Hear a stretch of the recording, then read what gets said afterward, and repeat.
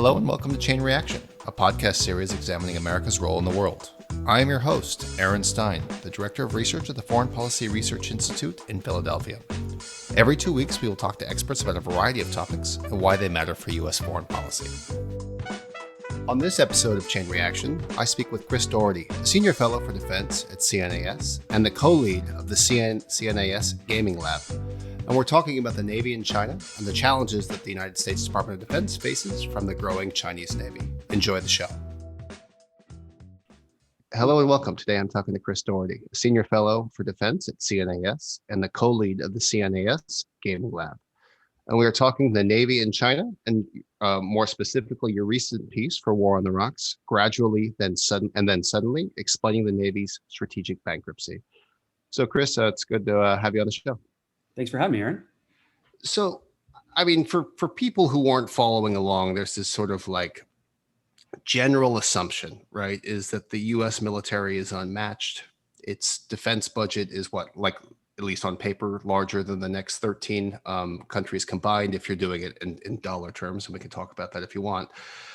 I think it's come as a surprise to many is that there's a lot of concerns in the Navy about being too small and the slow pace of shipbuilding. So perhaps you could talk a little bit about what inspired you to write this piece and your thoughts on where the Navy is going. Thanks, Aaron. It really started when I read a piece in War on the Rocks by Blake Hertzinger, who's a naval reservist who working out of Singapore, who writes a lot about Navy issues. And he was writing this article, basically, kind of a rebuttal to the Biden administration's fiscal year 2022 defense budget submission to Congress. And he was critiquing the paucity of additional resources going toward the Navy, and in particular, the paucity of resources going toward naval shipbuilding. His argument being, we could have built a bigger fleet if we had transferred a little bit more money from the rest of the services toward the Navy, and then inside the Navy, if we had prioritized shipbuilding. And then he laid out exactly how he would do that. And, I didn't necessarily disagree with the fundamental premise that we should be rebuilding the Navy, but where it really took me to talk about was, even if we gave the Navy more money, I don't think you can get to a bigger, strategically relevant fleet quickly if you care about competition with China. And the reasons for that, I think, are really threefold. And the first is there's no real agreement inside the Department of Defense or in Congress about what is the most pressing challenge from China and when does that challenge happen? When is the risk from China really the most acute? We can't really get to an agreement on that.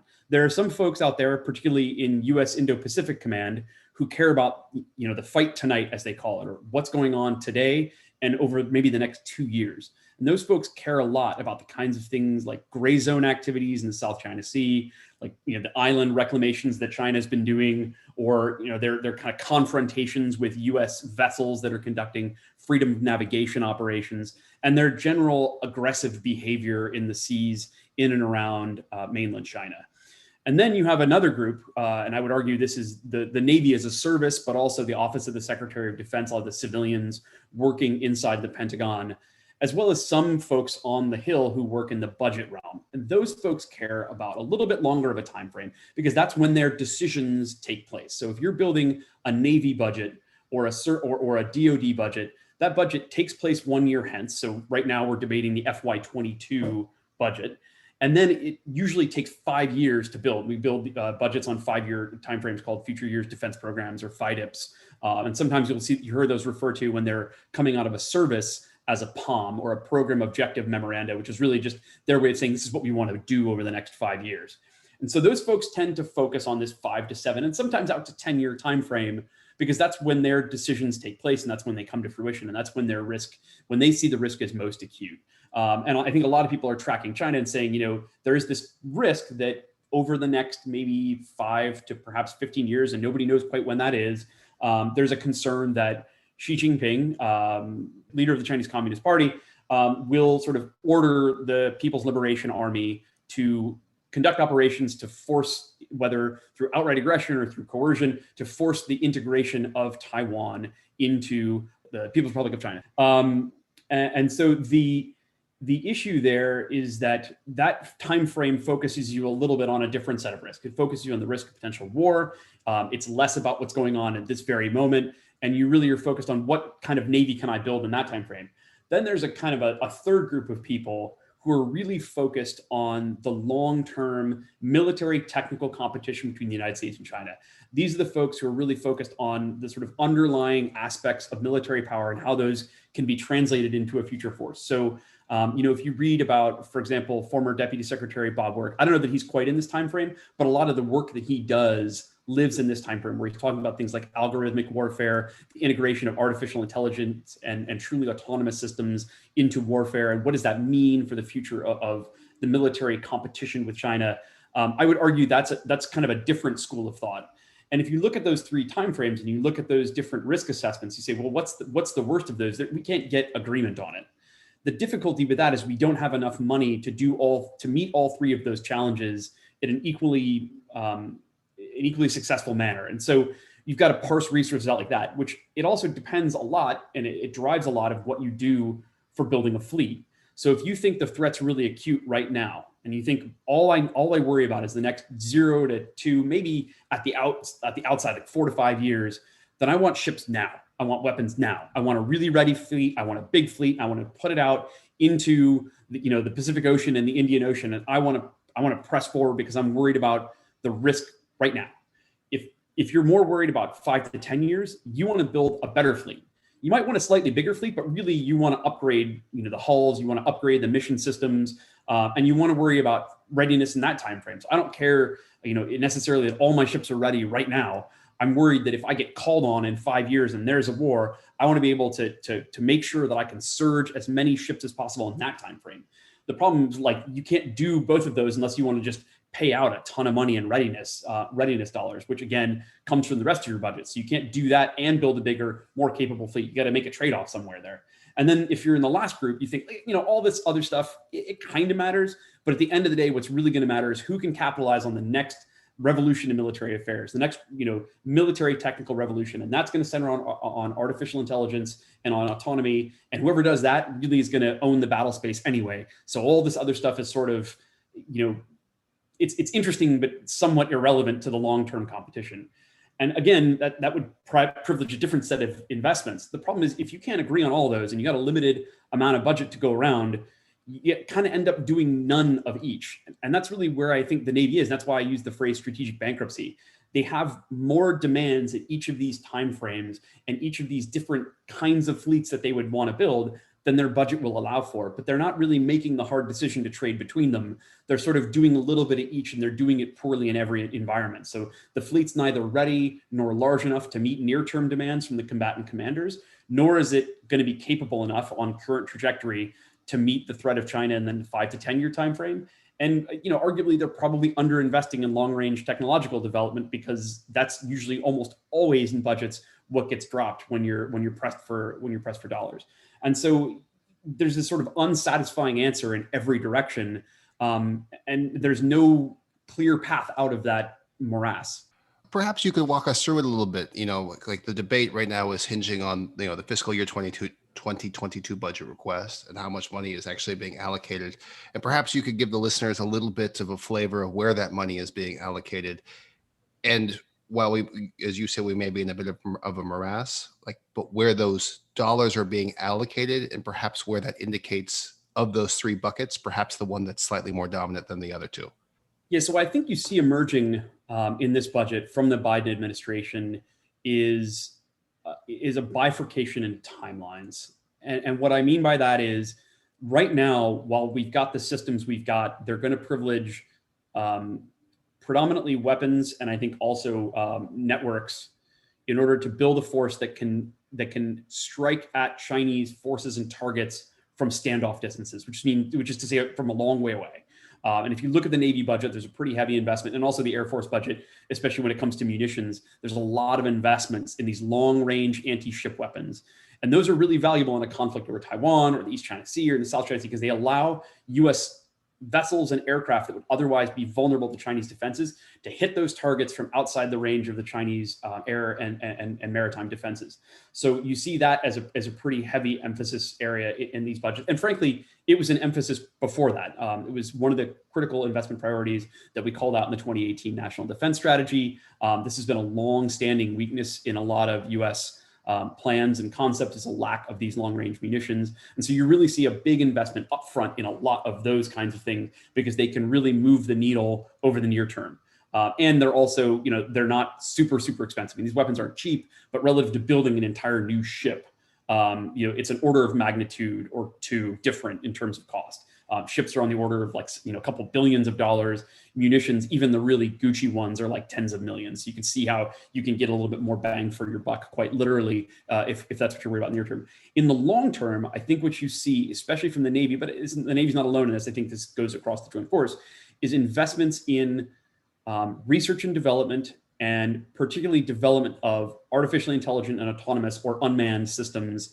For the Navy, that's going to be unmanned undersea vehicles, unmanned aviation vehicles, and also unmanned surface vessels that can build a bigger fleet, but do it in a more affordable way.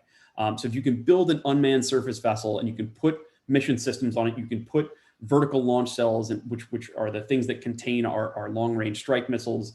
If you can put those to sea and do it reliably, you can bring down, in particular, your manpower costs, but you can also probably build the ships a little more cheaply because you don't have to have all the life support, all the hotel space, all the kinds of things that you build into a regular ship to transport people. You can get rid of a lot of that. Now, there are a lot of people who are somewhat skeptical. I mean, I would count myself as somewhat skeptical about these, just because my experience with boats and ships is that those things basically start falling apart the instant they pull away from the pier. Heck, they even fall apart at the pier, as I recall, when I was younger working on boats.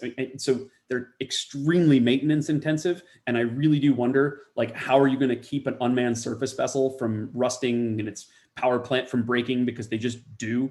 All these kinds of things, like, are we going to helicopter out maintenance teams to these things and have them fix it and then go away? Maybe, I don't know. I'm sure there's somebody out there who's doing all this work down at Naval Systems Command, or I sure hope so. But there's skepticism, and I think a lot of that skepticism is bred out of some of the teething problems that the littoral combat ship program has had. That was based on some sort of there were some innovative concepts when the littoral combat ship was supposed to come out, which is like, oh, we're going to have these mission modules and you're going to swap them out. It's going to have all these cool unmanned systems, and you can do mine warfare one day, and then you pull back into port and you put on a different mission module and you do anti-surface warfare. Then the next day you do another mission module and you can do anti-submarine warfare. And the thing is, like, none of those mission modules ever came to fruition. They haven't really worked. The whole modularity concept has kind of fallen by the wayside because it was pretty aggressive, and they hadn't really done the analytic legwork to figure out if it would work. So there are people who are skeptical about some of these new things. But that being said, I think that's where they're going, which is this sort of like new, but it perhaps somewhat unproven route of using a lot of unmanned vessels and vehicles to fill in the gaps that you can't do with big, expensive surface vessels like, an Arleigh Burke class, Flight 3 destroyer, or a replacement for the Ticonderoga cruisers, which we desperately need. So there's all these kind of gaps they're going to try to fill in where they can with more affordable systems that are like sort of leap ahead. And in the near term, they're going to hedge against risk using investments in munitions. And I also see those munitions as a little bit as like an early generation, or perhaps, I hesitate to use the word first, but they're akin to sort of like to autonomous systems themselves with the way that they operate. That's why I always think about them, at least. I mean, it's all kind of a spectrum, this idea that, like, we're moving into this realm where everything is autonomous. And if you understand kind of how, for example, like the long range anti-ship munition works, there's a lot of autonomy that goes into that weapon system. There's a lot of autonomy in some, and not autonomy, but there's a lot of automation that is so sophisticated that it would appear to an outside observer that the weapon is autonomous, with parts of the Tomahawk. Right. So, frankly, the Aegis weapon system, the air defense, and the air and missile defense system that's on the Ticonderogas and the Arleigh Burkes, that is also in many ways so automated and so sophisticated that it would appear to an outside observer to be almost autonomous. So you're right. Like, all of these things, I think we get wrapped around the axle about the autonomy term, which I think leads us down bad paths, because people think killer robots, and what we're really talking about is really highly sophisticated algorithms and sensors that are capable of detecting their environment and making choices within boundaries set by their programmers. Well, I do want to ask you about China, but you've made me think, and it's something that I've been toying around in my own head, is that as you move towards a more autonomous force, you're going to have to update the entirety of how the matrix ID shoot matrix in terms of how you actually use, and I've always been struggling with like how an autonomous ship, perhaps, outfitted with different types of munitions, like the level of which the humans would still be in the loops and how we would still have to identify targets and how all that would still work together. Do you know what I mean?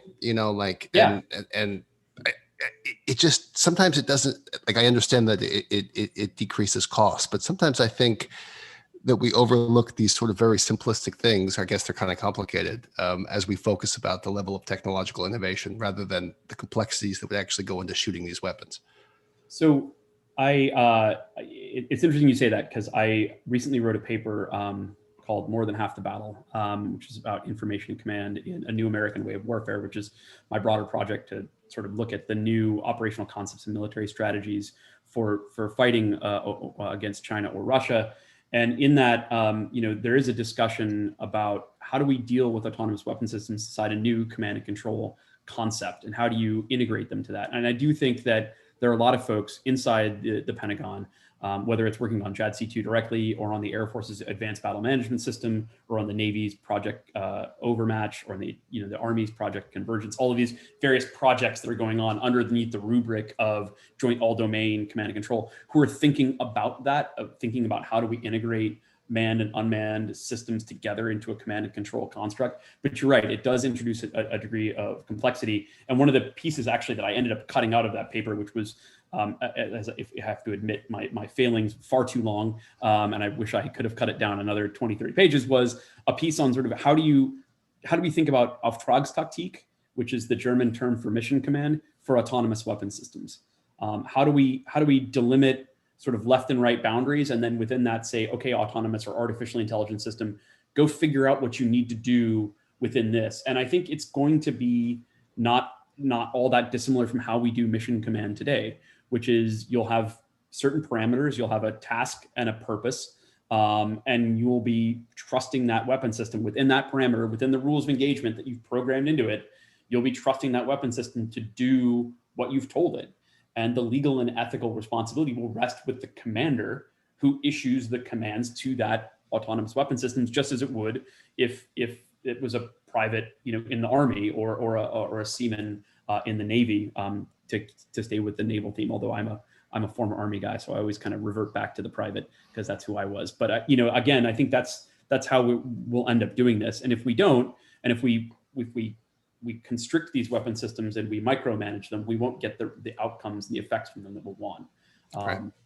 Anyway, getting a little off topic from the Navy, but still. No, totally. No, but it just makes me think, because in some ways, if you have mission purpose autonomous vehicles, it actually can lead to a place where your ROEs can be loosened in ways that actually make using the force a little easier. But I'm really going off topic here. I mean, so we actually, when we were doing games, we found out that one of the findings, one of the things that seemed to be important was there are going to be places where you're going to have a lot of targets in a really complex, contested, integrated environment. Think like Taiwan Strait during the first 24 to 96 hours of a war, in which the ROE is going to be pretty open. You're going to have a lot of targets. You're going to have a lot of decoys, a lot of junk, the EM spectrum is just going to be a mess.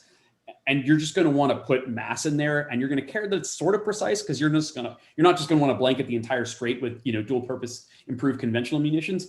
But you're also not going to care a whole lot if you're not the most precise. Your ROE is going to be pretty loose. And we actually termed the operating paradigm loose, which is to say we're not going to have super precise targeting. We're not going to have super tight rules of engagement. We're going to put good enough sensors and weapons into a box, some of which may be artificially intelligent and autonomous, others of which might just be area effects weapons. And we're just going to blast. And it's very different from how you might operate, say, a hypersonic weapon, where you're going to have exquisite targeting info because you've only got so many of these weapons. There's a strategic escalation risk coupled with the weapon because of how it flies and what it could potentially carry. And so you're going to be super tightly controlled, and it's going to be all hyper precise. And so we have these two paradigms we were talking about: the loose operating paradigm and tight operating paradigm. And I'd argue that one of the places where what you and I are talking about would be really good in the loose paradigm, and maybe less so in a tight paradigm, because you're not going to want that weapon system to start making decisions on its own. You're going to want it to be, it's going to follow its flight path, what you told it to do, It's going to strike the exact target you told it to strike on the timetable. Otherwise, there's all these sort of ancillary risks that you're not going to be willing to take. And I think you can flip back and forth between those depending on where you're operating and when you're operating. So you might go super loose in Taiwan Strait, but you might not want to do that in like a South China Sea scenario where there's, Philippine vessels and Vietnamese vessels and commercial vessels and all sorts of other stuff where you're going to want to be a lot more precise. And so it's really figuring out how you move back and forth between those two paradigms of command. Bringing it back, you articulated sort of these three buckets, and we're kind of talking a little bit about like sort of like from bucket one to bucket two. Well, like kind of like bucket two to bucket three, I should say. Which is medium term to longer term in terms of defining how to categorize the Chinese threat and then to arm the U.S. to counter it. But we also know a lot about what the Chinese are doing themselves. So perhaps you could talk a little bit about the large ramp up of the Chinese Navy, their own intentions, at least the best that we can infer, and how that's influencing the debate in the U.S. about these about the naval challenges that you discussed in the piece. Yes. So the PLAN has and it's not just the PLAN, right? I think a lot of the discussion when you talk about navies is often this sort of symmetrical Navy versus Navy measuring contest, which is how many ships do you have? And, if it's getting slightly more nuanced, maybe you discuss how many vertical launch cells how many missiles can each side launch? Or maybe you have a discussion about tonnage, right? Because you have a lot of ships, but small ships just simply don't have the mission capabilities that a larger ship has. So you could build, 400 ship Navy of like, little boats, but it wouldn't be as effective as a 200 ship Navy of Arleigh Burkes, for example. Maybe you get into those nuanced discussions. But the problem when you're talking about the US versus China is that we don't fight as navies versus navies. You're fighting as a Navy and probably a Navy, Marine Corps, Air Force team with some sort of Army support there in missile defense and logistics versus a PLA rocket force, PLA strategic support force, PLA Navy, PLA, Air Force team. And the real difficulty that we face is that, for fighting China, they've got all of that stuff right there. And we have a much smaller portion of our force forward, a much smaller portion of it that we can get forward. And so for a long time, what China has been doing is developing what a lot of folks call, anti-access area denial capabilities, although I have my issues with the terminology. But nevertheless, it's a lot of stuff that's designed to attack US naval vessels at sea. And not just US naval vessels, but also Air Force aircraft on the ground, with the generalized idea of raising the risk and raising the cost and extending the timelines of any US intervention in Chinese affairs. So if, for example, the PLA gets the order from Xi Jinping, we need you to take Taiwan, they would attack US bases at places like Guam and Kadena and Japan. They would try to attack US aircraft carriers, or at least hold them out at risk. So keep them, more than 1,500 nautical miles away from China. They would do the same to any agglomeration of US surface vessels, what we might call a surface action group. They would try to push them all out or attack them and sink them, or what we call mission kill them, which means like destroy the Aegis radar or something like that, which would cause the ship to have to go back to port. And that would be kind of their goal, this sort of like anti-access. And then that's when you hear discussions about the anti-ship ballistic missiles that what they call the DF-21D, and also increasingly the DF-26, which potentially could have an anti-ship ballistic missile variant, as well as all of these anti-ship cruise missiles launched from either land or bombers. And then their whole huge fleet of really advanced diesel electric submarines that they like to put out at naval choke points like the Luzon Strait, right? Where they're going to sit there and they're going to wait for ships to come through, and then they're going to pop off a bunch of really capable anti-ship cruise missiles and ruin your day. So that was kind of, the threat picture that we were looking at for much of the 2000s and early 2010s. Now what we've seen is an evolution in Chinese naval strategy toward, they're going to keep doing that stuff, but they're also going to build a pretty darn capable blue water Navy. And that purpose of that Navy, I think there's still some debate about exactly what the purpose is behind it. I think, maybe 5 years ago, up until maybe a couple of years ago, there was a belief that this was purely sort of a defensive measure so the Chinese could protect their sea lines of communication to places like the Middle East, because they still depend pretty heavily on Middle Eastern oil for energy, but also they got significant trading relationships. Their whole Belt and Road idea, a lot of that traffic travels through the Indian Ocean, through this, from China down through the South China Sea, through the Strait of Malacca, up to the Bab el-Mandeb, through Suez into the Mediterranean. That's a huge, trade pipeline for China that they want to be able to defend in the event that there's a war or sort of a rising tension with the United States. So the idea was this naval force would just be for that. But increasingly, as you look at the Chinese Navy, they're building forces that would arguably be beyond that. There is sort of a need for defensive capabilities, but if you look at some of the advanced destroyers they're building, like the Type 55, which is essentially, some would argue, almost kind of a more advanced version of the U.S. Arleigh Burke class, sort of a hybrid of the Burke and that the DDG 1000, the Zumwalt class, which has got all the shaping, so it's low observable. There is a school that believes that perhaps China is going beyond just that purely defensive, sea line of communication defense naval strategy, and potentially moving on to more of a power projection, possibly fleet on fleet competition strategy. And I think that's sort of an emerging idea based on the size of their buildup. Because at one point, they just needed enough ships to protect an invasion fleet to Taiwan, or to go harass the Japanese out of the Senkakus or something like that. And you see what they're doing now, and you kind of look at it and you go, that's what you're doing is a little bit big to just be doing that. It's a little bit more advanced than just that sort of defensive posture. So maybe, it's possible that they're looking to do something that's more challenging, that it actually would challenge U.S. command of the seas beyond just right around China, but potentially challenge U.S. command of the seas out into the Central Pacific and well out into the Indian Ocean.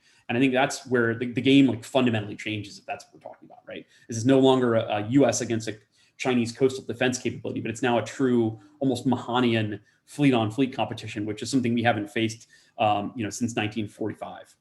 Well, okay, and I'll leave you this with the last question as we wrap up here. We're going to have, I believe, a 2022 redraft of the 2018 NDS or something along those lines, right? So if you were, obviously that's sort of broad, big picture, but if you were to try to wrap, future forward-looking naval strategy, particularly on the procurement side, around the Chinese naval threat, what would you tell the authors? So I have a vested interest in this because I was one of the authors of the 2018 National Defense Strategy. So I would say all the stuff that I did, don't touch it, just leave it alone. More seriously, I think I would, and I said this in the piece, and I think it still holds, I think there needs to be a shared understanding, and it's not just in the NDS, right? It's great for OSD to say, okay, here's our strategy, and we're going to coordinate it with the services and the combatant commands. But really, at the end of the day, what there needs to be is a consensus between the Navy, OSD, the critical combatant commander, which is the Indo-Pacific Command, and Congress. Because Congress is the free radical here. Because Congress loves to build ships. They love to build ships like now, because it's jobs, it's shipyards, it's, they love to do it, especially the folks who live, who represent the constituencies from those shipyards. And so get that together and say, hey, here's the risk picture we see from China. And this should be, it should be in the NDS, or it should come from the NDS, but regardless, they should say, here's where we really think the risk is most acute, and here are the kinds of risks that are the biggest threat to our strategy. And get to sort of some kind of consensus on that, and then say, because of that, here's the Navy that we need to build, and get a real solid agreement on that. And it has to be, and it also, I had that three-part, Navy, OSD, Congress. The fourth part of it would be the shipbuilders themselves, because they're going to be able to tell you, like, I can build this or I can't. I either have the industrial capacity and the people to do this, or I don't. And I think most chances they're going to say, we don't have that today. We've pared our shipbuilding capacity down to the bone. And you see it not just in shipbuilding, but also in ship maintenance. We just can't get ships out of maintenance fast enough. There's a huge backlog of ships just waiting to be maintained because our shipyards don't have the capacity. So you figure that out and say, all right, we've come to some kind of consensus on what a realistic fleet we can build within a realistic budget top line. And the Navy tried to do this back in 2020 with their future naval fleet study. And the problem with it is the budget assumptions were just, extremely optimistic, and put it that way. The thing about this report was that it was done in conjunction with the Office of Secretary of Defense for cost assessment and program evaluation, which should have given it a little bit more realistic of a budget assessment. But I think that there might have been some direction from higher up inside the Pentagon to expand the budget environment. Nevertheless, the general consensus is that plan, which had a number of 455 ships, there were going to be all these unmanned vessels and new submarines and this, all the stuff, was kind of unrealistic. So they need to go back to the drawing board, and I think they're doing that today. Everything I've heard, that's what's going on right now inside the Pentagon as part of the strategic review. And then then we're probably going to have to dedicate some more resources to the Navy, in particular toward building up a sustainable shipbuilding base and ship maintenance base. Because before you do that, you can't, even if you can decide what kind of ships you want to build, and you're like, all right, we agree on the threat, we agree on the kind of fleet we want to build, and here's our vision. Okay, how do we build it? And industry is going to say we can't, and Congress is going to say, well, you can't execute this money. Why did you tell me you're going to build all this if you can't execute it because you don't have a shipyard who can take the contract? And then you're going to be back in square one, the following fiscal year. So there's got to be this sort of 4-part discussion, and it's got to be really, really strongly budget informed, because if it's not, it's going to be unrealistic. And then you're going to face what every program has faced for the last 20 or 30 years, which is you're going to plan to build, 100, because that gets you economies of scale. And then you're going to have cost overruns. You're going to cut that number from 100 down to 75. Well, then it turns out each unit is 25% more expensive. So you're going to cut it more. And pretty soon you're going to end up with 50 and then 32. And then you're going to end up like the Zumwalt class, where you build 3 because the cost overruns were so much and decided it wasn't worth it to build anymore. So I think you got to have a really strongly strategy and cost informed assessment. If I were to be, talking to the folks writing the National Defense Strategy, I would say one of the key things they're going to have to do until then, because you're not going to magically build a larger fleet. And if I'm being honest, one of the reasons I wrote this article was to counter efforts, or counter the idea that we can really quickly build a bigger fleet, that's relevant for China. You can build a bigger fleet, but it's going to be ships that you don't want in 10 years. It's going to be ships that are not relevant for the fight for China, because that's all that we have the capacity to build quickly. So I really wanted to say, look, let's not, we always have a saying in analysis, like, if you want it badly, that's how you'll get it. If you want a bigger fleet badly, that's how you'll get it. You'll get a poor fleet. So in the near term, while we're trying to build this new fleet that we don't yet have, we're going to have to find a way to meaningfully restrict the deployments of the Navy forward. And so there's going to have to be a discussion between the Navy and the ship maintenance capabilities of the fleet, and a discussion kind of trading off capacity and readiness and combatant command demands to find a sustainable level of naval deployments that doesn't erode the Navy's readiness, that allows it to rebuild long-term readiness in the fleet. Because you're not suddenly going to wake up tomorrow and snap your fingers like Thanos and have a 355 ship Navy. It's just not going to happen. And so there has to be a way to figure out, and what we've been doing for the last, arguably, I think about 10 years, is we've been trying constantly to optimize the Navy's deployment schedule so that it can squeeze more ships forward out of the same number of ships total. And the end result is always the same, which is we just chew through the fleet, we chew through the people, we create maintenance backlogs, and then we pour money into fixing the maintenance backlog, and we do it all over again. The Navy had what it's called its optimized fleet response plan. That didn't really work. The 2018 National Defense Strategy, over my objections, frankly, had the dynamic force employment model, which really was another way of saying, like, let's squeeze more force forward out of fewer forces. It just doesn't ever, ever, ever, ever work. You always end up with a maintenance backlog. You always end up with a readiness hole. And then 2 or 3 years down the road, you always end up taking a giant chunk of cash, like we did in fiscal year 18, and just pouring it onto a readiness fire that you've created. And so I would tell them, don't do that, because it doesn't fix anything. And all you do is run yourself ragged. Be really disciplined about force deployments, and find a way to make yourself sustainable until you can build the fleet that you want. Because you're not going to have it overnight. Even if everybody suddenly agrees on everything and you started tomorrow, it's going to take 5 years, 6 years, 7 years, even to start ramping up production of some of these ships. And it's going to take even longer if you don't have a mature design. So, if we want to start replacing the Arleigh Burke destroyer, for example, which we know we need to do because the ship isn't big enough to take a larger radar or new combat systems on it. It's maxed out on its hull form. You need a clean sheet new design. Okay, well, that's going to take at least 5 to 6 years to design. And then once you get the whole program rolling, it's maybe 10 to 12 years before you start seeing new ships. And the same thing goes for a new submarine if you want to start replacing the Virginia class. And so again, it's not going to happen overnight. So you got to figure out what you're going to do between now and then.